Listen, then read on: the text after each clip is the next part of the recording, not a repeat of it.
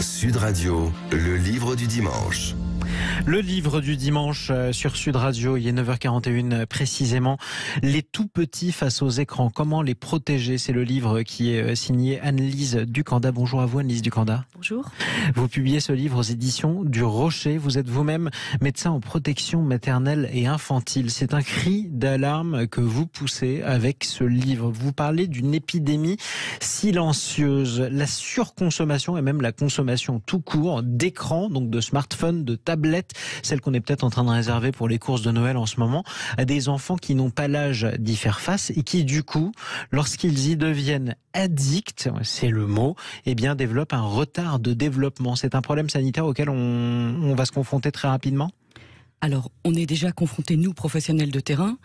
J'étais encore hier à Arras pour l'inauguration de la première maison des 1000 jours avec Boris Cyrulnik et j'ai été vraiment interpellée, affolée par beaucoup de directrices d'écoles et de rasettes dans les écoles pour me dire mais c'est une catastrophe et ça ne fait qu'augmenter.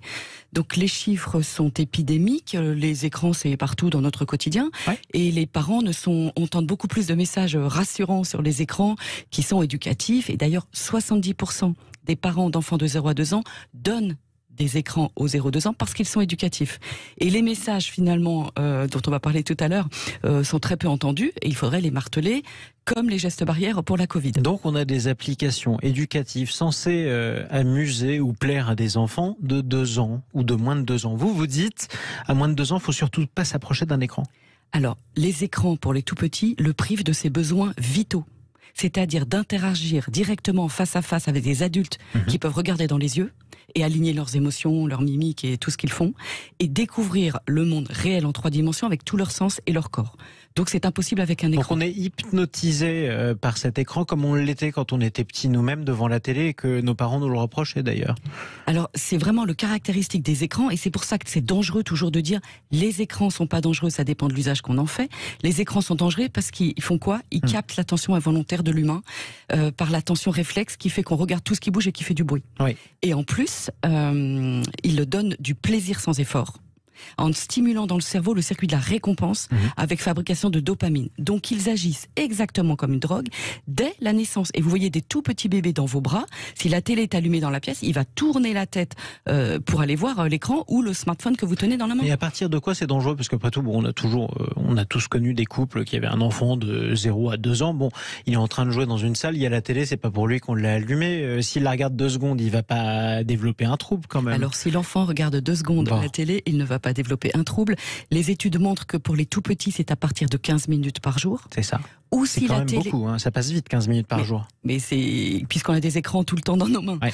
Et puis la télé allumée en fond sonore, alors là les parents n'ont absolument pas notion du danger et toutes les études ont montré que l'enfant interagit moins avec l'adulte, or on a vu que c'était capital, joue moins, or le jeu développe toutes ses connexions cérébrales. C'est ça, et c'est justement comme ça qu'il se développe. Qu'est-ce qui peut arriver à un enfant, disons de 3 ans qui, depuis qu'il a 1 an, a consommé plus d'1 quart d'heure d'écran par jour?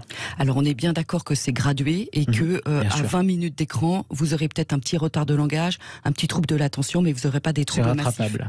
Voilà. Et surtout, c'est rattrapable, même si le trouble est important, parce que le cerveau du tout petit a une grande plasticité cérébrale. Donc il peut encore se rattraper. Et il se modifie en fonction de l'environnement. Donc dès que vous arrêtez les écrans, il se reconnecte au monde et à ses parents, et développe des bonnes connexions cérébrales. Sauf que vous m'avez parlé d'addiction, vous parlez presque de drogue. Imaginons par exemple qu'un enfant à 3 ans est habitué à consommer 1 ou 2 heures d'écran avec des jeux, pourquoi pas, et ça active, vous l'avez dit vous-même, le circuit de la récompense. On l'en prive, c'est terrible pour lui. Comment il réagit ? Alors, tous les parents me décrivent la même chose. À partir de 3-4 heures par jour, ils sont accros. Et ils font des crises très importantes dès qu'on veut leur enlever, parce que les parents se rendent bien compte qu'il y a quelque chose qui ne va pas. Donc c'est des cris, des hurlements, ils se roulent par terre, et tous se tapent la tête contre les murs ou contre le salon. Ça arrive aussi à des enfants qui n'étaient pas addicts aux écrans. Oui, on a tous croisé dans un train. Alors, c'est beaucoup plus important, et surtout ce que je vois, la différence, c'est qu'ils se tapent la tête contre les murs, ou le sol, ou la tablette qu'on vient d'éteindre. Donc c'est gravissime. Donc c'est gravissime, vous compromettez le développement du cerveau, pardon. Donc du coup, on est dans une phase, vous me décrivez quasiment, enfin les parents qui vous racontent ça plutôt, vous ont décrit ce qui ressemble au sevrage d'une drogue dure. Comment on fait pour aider un enfant de 3 ans qui est addict aux écrans et dont on le prive ? Alors il faut être persuadé, c'est pour ça qu'il faut des messages très importants, que c'est toxique pour le bébé ou le petit, qu'il faut en arrêter, qu'il faut l'arrêter. Même s'il crie, même s'il se Il va y avoir une crise de sevrage qui va pas durer. C'est Combien de temps? indispensable. C'est variable entre un soir et 2 semaines. D'accord, oui, donc ça peut être long quand même. Donc il faut le sortir dehors. Sortez-le dehors, il faut pas qu'il voit l'écran. Cachez votre téléphone, mettez une couverture sur la télé, ce que font les parents, et au bout d'un moment ça marche. Et surtout, si vous n'y arrivez pas, c'est pas parce que vous êtes des mauvais parents, c'est parce que on le voit, extrêmement dur. Donc il faut vous faire aider. Faites-les garder par une mamie qui a pas la télé, une tata, etc. La famille. Elles ont toutes la télé, les mamies, aujourd'hui. Ah, mais il y a des mamies convaincues qui m'appellent déjà des fois pour leurs petits-enfants et qui vont agir pour le protéger des écrans. Alors ça, c'est aussi pour les 0 à 3 ans, surtout pas d'écran jusqu'à un quart d'heure. Donc en gros, pas d'écran tout court quand on a moins de 3 ans, parce qu'un quart d'heure avec tous les écrans qui traînent partout, on y arrive vite sur une journée. C'est beaucoup plus simple, et surtout comme ils sont accros, des fois, au bout d'un quart d'heure, ils n'arrivent pas à se calmer au bout d'un quart d'heure. C'est ça, exactement. Donc vaut mieux pas d'écran. Vous essayez de nous donner aussi quelques conseils. 4 temps sans écran quand il continue à grandir. Alors avec des règles d'ailleurs qui rappellent ce qu'on s'est tous fait dire. Hein, tiens, d'ailleurs, l'écran, pas que pendant les repas. Effectivement, on est assez nombreux, même nous adultes, à continuer à envoyer des textos, à les recevoir ou à les lire pendant les repas. Donc c'est quoi les moments où il faut qu'on apprenne à se sevrer des écrans ? Alors, en tout cas, pour un enfant, à partir du moment où on va lui accepter qu'il ait un peu d'écran, c'est surtout pas le matin. Parce que 9 minutes de dessin animé le matin l'empêche de se concentrer toute la matinée, puisque ça stimule l'attention réflexe sur ce qui bouge et qui fait du bruit, alors qu'on veut qu'il se concentre sur son petite activité scolaire, sur sa petite activité scolaire, et sur l'enseignant qui parle. Moi, j'adorais les dessins animés le matin quand j'étais petit, mais j'ai rattrapé mon retard, j'espère en tout cas. Non, mais on est bien d'accord. J'ai des enfants qui ont que 5 minutes le matin et qui n'ont pas du tout d'écran. Voilà, il faut quand même relativiser aussi les choses, et puis ça dépend. Bien sûr. Mais si on veut bien faire, c'est pas d'écran le matin. Il n'y aura pas du tout le même effet de 10 minutes de dessin animé après la classe. Pas au repas, vous l'avez dit, pour les petits, c'est vraiment très important. Il y a des troubles de l'oralité. Important.